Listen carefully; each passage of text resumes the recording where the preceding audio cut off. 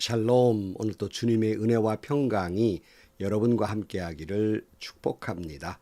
오늘도 주님과 동행하시고 말씀을 깊이 묵상하면서 말씀에 순종하는 복된 하루가 되시기를 주님의 이름으로 간절히 축원합니다.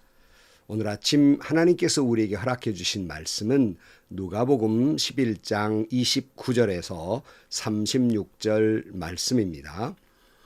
무리가 모여들 때에 예수께서 말씀하기 시작하셨다. 이 세대는 악한 세대다. 이 세대가 표징을 구하지만 이 세대는 요나의 표징밖에는 아무 표징도 받지 못할 것이다. 요나가 니느웨 사람들에게 표징이 된 것 같이 인자 곧 나도 이 세대 사람들에게 그러할 것이다. 심판 때에 남방 여왕이 이 세대 사람들과 함께 일어나서 이 세대 사람들을 정죄할 것이다. 그 여왕은 솔로몬의 지혜를 들으려고 땅끝에서부터 찾아왔기 때문이다. 그러나 보아라, 솔로몬보다 더 큰 이가 여기 있다. 심판 때에 니느웨 사람들이 이 세대 사람들과 함께 일어나서 이 세대 사람들을 정죄할 것이다. 그들은 요나의 선포를 듣고 회개했기 때문이다. 그러나 보아라, 요나보다 더 큰 이가 여기 있다. 아무도 등불을 켜서 속에나 말 아래에 놓지 않고 등경 위에 놓아두어서 들어오는 사람들이 그 빛을 보게 한다. 내 눈은 몸의 등불이다. 내 눈이 성하면 내 온몸도 밝을 것이요 내 눈이 성하지 못하면 내 몸도 어두울 것이다. 그러므로 내 속에 있는 빛이 어둡지 않은지 살펴보아라. 내 온몸이 밝아서 어두운 부분이 하나도 없으면 마치 등불이 그 빛으로 너를 환하게 비출 때와 같이 내 몸은 온전히 밝을 것이다. 아멘. 예수님을 어떻게 하든지 걸려 넘어지게 하려는 바리새인들과 율법 교사들은 계속해서 예수님께 도전을 합니다. 오늘 29절에 이렇게 말씀하고 있습니다. 무리가 모여들 때에 예수께서 말씀하기 시작하셨다. 이 세대는 악한 세대이다. 이 세대가 표징을 구하지만 이 세대는 요나의 표징밖에는 아무 표징도 받지 못할 것이다. 이렇게 말씀하고 있는데요. 같은 장면을 마태복음에는 이렇게 소개하고 있습니다. 마태복음 12장 38절 말씀에 그때의 율법 학자들과 바리새파 사람들 가운데 몇 사람이 예수께 말하였다. 선생님, 우리는 선생님에게서 표징을 보았으면 합니다. 예수께서 그들에게 말씀하셨다. 악하고 음란한 세대가 표징을 요구하지만 예언자 요나의 표징밖에는 이 세대는 아무 표징도 받지 못할 것이다. 이렇게 말씀하고 있습니다. 그러니까 바리새파 사람들과 율법 학자들이 예수님께 표징을 구했다 그랬어요. 이 표징이라는 말 헬라어로는 세메이온이라는 말인데 영어로는 사인으로 번역하고 있습니다. 대개 표징과 기적, 미라클을 동의어로 생각을 하는 경우가 있지만 이것은 엄연히 다릅니다. 예컨대 이런 거예요. 예수님께서 불치의 병자를 고치시고 바다가 갈라지고 죽은 자가 살아나고 이런 걸 본 사람이 야, 참 놀라운 일이다. 있을 수 없는 일이 일어났다. 하고 여기에 그쳤다면 그는 미라클, 기적을 본 사람입니다. 아직 표징을 본 사람이 아니에요. 표징이란 하지만 이 놀라운 현상 속에서 하나님이 말씀하시고자 하는 계시, 다시 말하면 하나님의 사인을 본 사람, 그 뜻과 의미를 깨달은 사람은 표징을 본 사람이에요.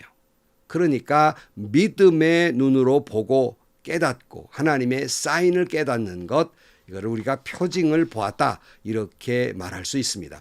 바로 이것을 전제로 해서 생각해 보면 바리새파 사람들과 율법 학자들이 자기들이 보는 앞에서 벙어리 귀신이 물러가고 죽은 자가 살아나는 하나님의 놀라운 능력과 하나님의 영광을 그리고 표징을 보았음에도 불구하고 그들은 이 표징은 무시하고 이 모든 사건을 야, 놀라운 일이 일어났다, 여기에만 머무르고 하나님의 말씀하시고자 하는 사인을 보지 못했기 때문에 계속 다른 표징을 보여달라고 억지를 부리고 있는 겁니다. 그래서 예수님께서 이 세대는 악한 세대다, 이 세대가 표징을 구하지만 이 세대는 요나의 표징밖에는 아무 표징도 받지 못할 것이다, 이렇게 말씀해요. 마태복음에도 12장 39절 말씀에 예수께서 그들에게 말씀하셨다. 악하고 음란한 세대가 표징을 요구하지만 예언자 요나의 표징밖에는 이 세대는 아무 표징도 받지 못할 것이다. 예수님은 왜 표징을 구하는데 이렇게 아주 악하고 음란한 세대라고 말씀하셨을까? 성경을 보면요, 믿음이 없어서 불안해하거나 또는 또 잘 믿지 못하는 사람들에게 확고한 신앙을 보여주시기 위해서 표징을 보이시고 그것을 기뻐하셨던 것이 하나님이십니다. 그런데 왜 유독 바리새파 사람이나 율법 학자들에게는 이렇게 말씀하셨을까? 이들은 정말 하나님의 계시의 말씀을 들으려고 표징을 구한 것이 아니라 어떻게 하든지 예수님을 걸려 넘어지게 하려는 그런 악한 생각이 있기 때문에 아무리 하나님이 표징을 보여주어도 볼 수가 없어요. 하나님의 계시의 음성을 깨달을 수가 없습니다. 깨닫지 못하니 조금도 변하지 않는 거예요. 믿음의 성숙이나 하나님의 사랑에 대한 확신을 얻지 못하고 있는 겁니다. 아니, 도리어 갈수록 더 독을 품고 있습니다. 예수님의 실수만을 기다리고 있었던 거예요. 그러니까 표징을 구하지만 이 악하고 음란한 세대라고 말씀하고 있는 겁니다. 자, 그런데 그들에게 주님께서 말씀하시기를 요나의 표징밖에는 보여줄 것이 없다 그랬어요. 요나의 표징, 잘 아시는 분 아시겠지만 요나는 어떤 인물입니까? 하나님께서 요나에게 니느웨에 가서 하나님의 말씀을 선포하고 그들을 회개케 하라, 이렇게 말씀을 합니다. 그러나 요나는 이 명령이 탐탁지가 않았어요. 왜냐하면 그 니느웨는 요나의 입장에서는 원수의 나라였거든요. 망해도 100번 망해야 한다고 생각을 하는데 하나님께서 거기에 가가지고 회개하고 망하지 않게 하라는 말씀입니다. 탐탁지 않아서 요나가 다시스로 도망하다가 풍랑이 나서 물속에 빠뜨려지게 되는데 그가 뱃속에서 3일을 있었어요. 죽은 목숨이었죠. 그러나 물고기가 토하여 내서 밖으로 나오게 되고 할 수 없어서 그는 니느웨에 가서 하나님의 말씀을 전했더니 웬일입니까? 니느웨 사람들이 다 회개하고 그들이 이제 멸망을 모면하게 된 것입니다. 이것이 요나의 표징이에요. 근데 예수님은 왜 이 요나의 표징밖에는 보여줄 것이 없다고 말씀하셨을까? 바로 이 요나의 그 이야기 속에는 죽음과 부활 그리고 회개의 메시지가 있는 겁니다. 그러니까 요나가 물고기 뱃속에서 3일을 머물러 있었던 것은 예수님께서 무덤에 3일간 있었던 것과 같고, 요나가 밖으로 나와서 이제 복음을 전했던 것은 바로 예수님의 부활을 이야기하고 있습니다.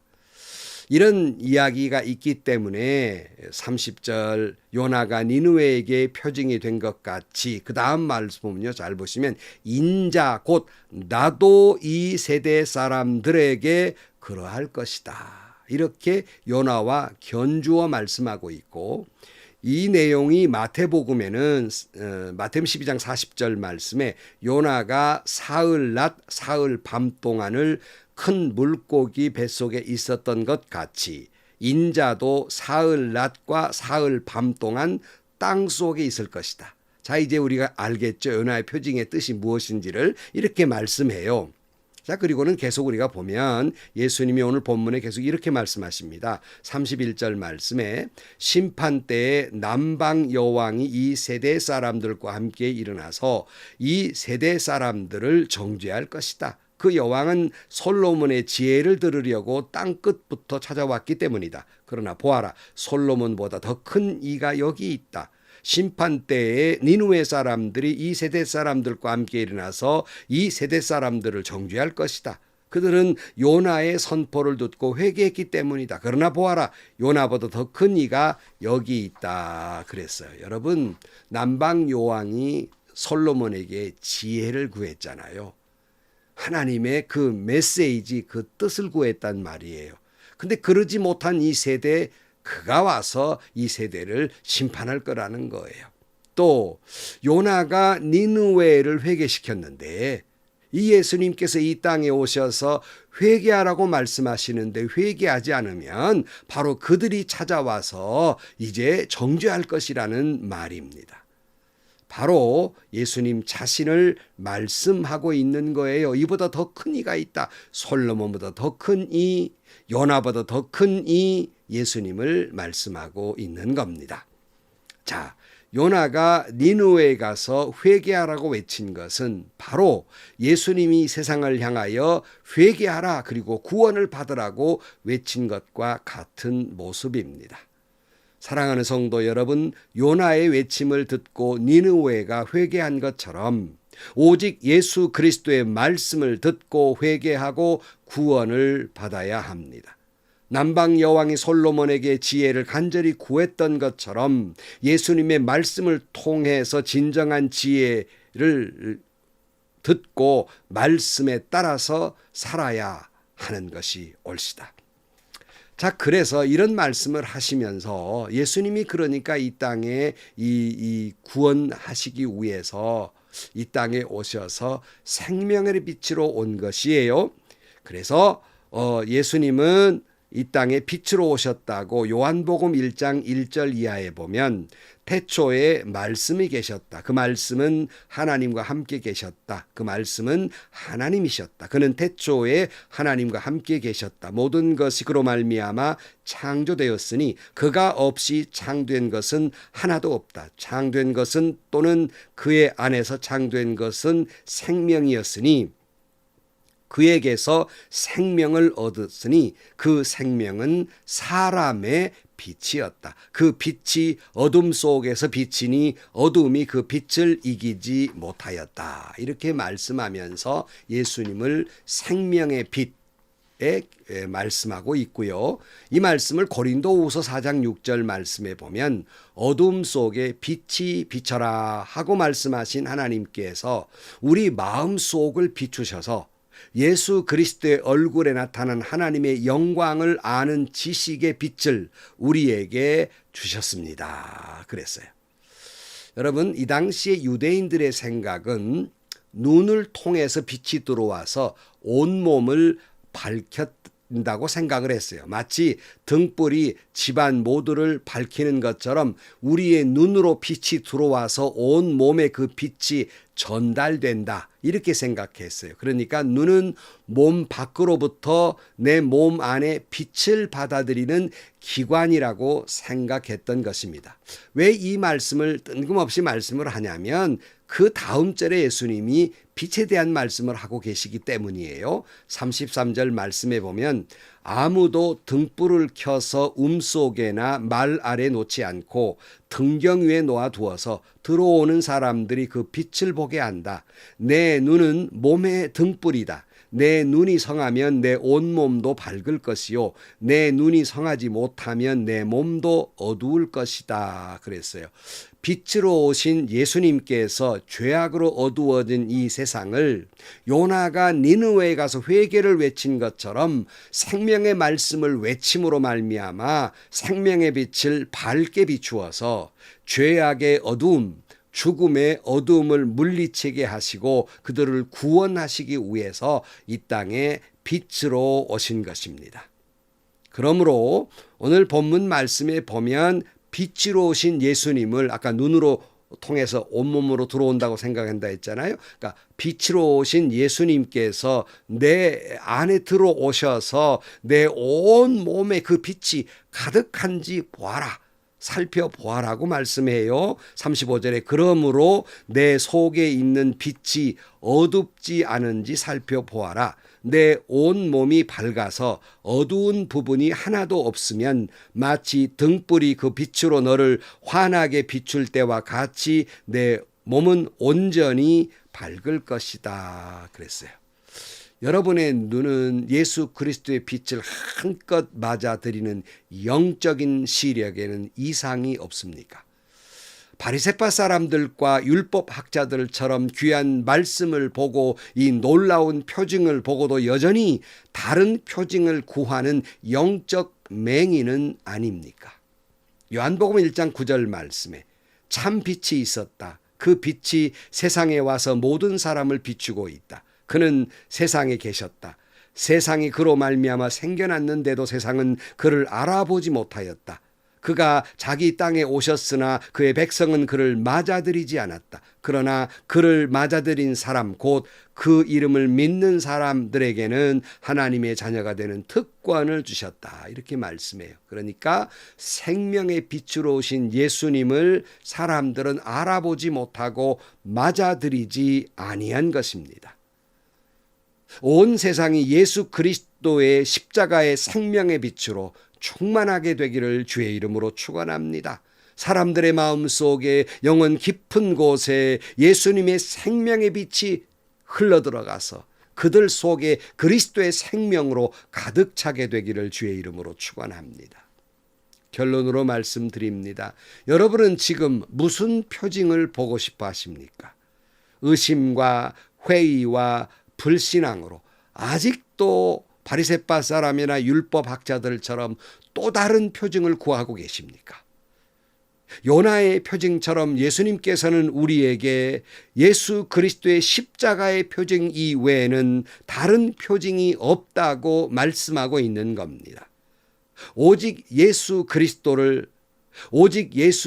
십자가의 표징을 붙들고 우리는 살아야 하겠습니다.